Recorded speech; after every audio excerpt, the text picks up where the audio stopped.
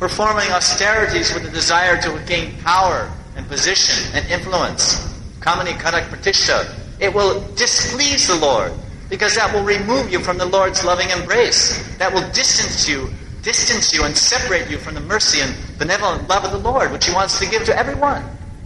So it does not please Him. It does not endear Him. It does not attract Him when we perform material austerities, fasting and tapasya and so much control.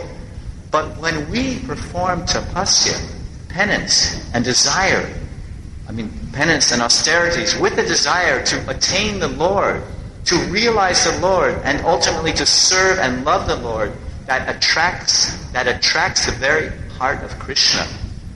Tapasya sankarsha. That tapasya will attract the Lord. And that type of tapasya is called bhakti tapasya. Devotional austerities, following the four regulative principles, is a big austerity. At least it was for Lord Zetlin.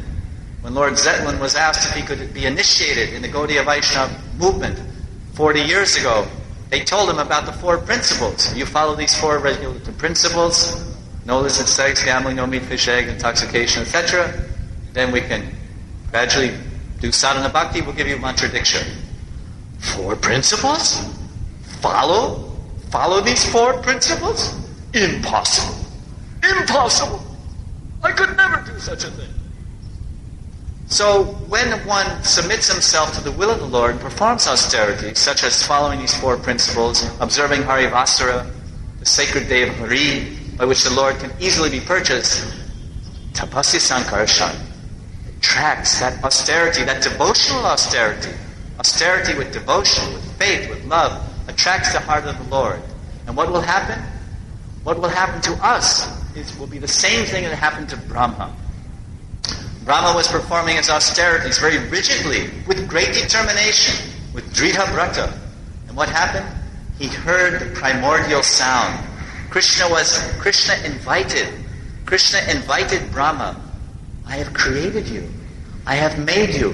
Why have I created you? Why have I made you? I have created you and made you to dance with me.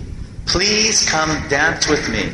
As Prabhupada went to New York and he said, Krishna, you have sent me here to New York to dance for you. I have come to New York to dance for you. Prabhupada didn't say, Krishna, you have sent me to New York to preach for you, to do kirtan for you, to proselytize for you, to convert.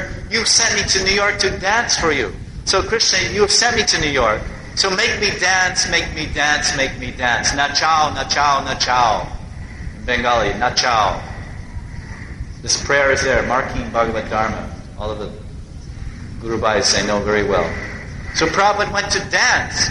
And he danced the Swami step with his arms raised up, and he played the kartals, and he invited everyone, please come dance with me. Enter the divine dance of the Lord. Enter the rasa dance, the dance of ras, prem ras, vatsalya ras, sakya ras, madhurya ras, dasya ras. Please, my Lord is a divine dancer. Vrindavan Natavara, Gaur Nataraj. He's dancing in Mayapur, he's dancing in Braj. In Yamuna Pulin, on the banks of the Yamuna. He's dancing in Govardhan and Rasastali. Why are you rotting? Why are you rotting and ruining your existence in the material world? Please come, chant Hare Krishna, dance with me. I'll take you to the spiritual world, and you can dance with Krishna in the divine dance of love and embrace Him with full surrender and pure ecstasy. Do you want that?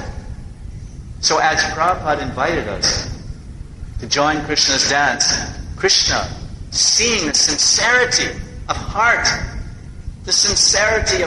and sincerity of purpose of the first bhakta. Where did the bhakta program begin? The bhakta program began with Lord Brahma. He was the first bhakta in the bhakta program. Danavir said, I was in 1975, we were in Los Angeles, and he said, do you realize that you are a member, you are the first group in the Bhakta program. The Bhakta program began in 1975 in New Dwarka in Los Angeles.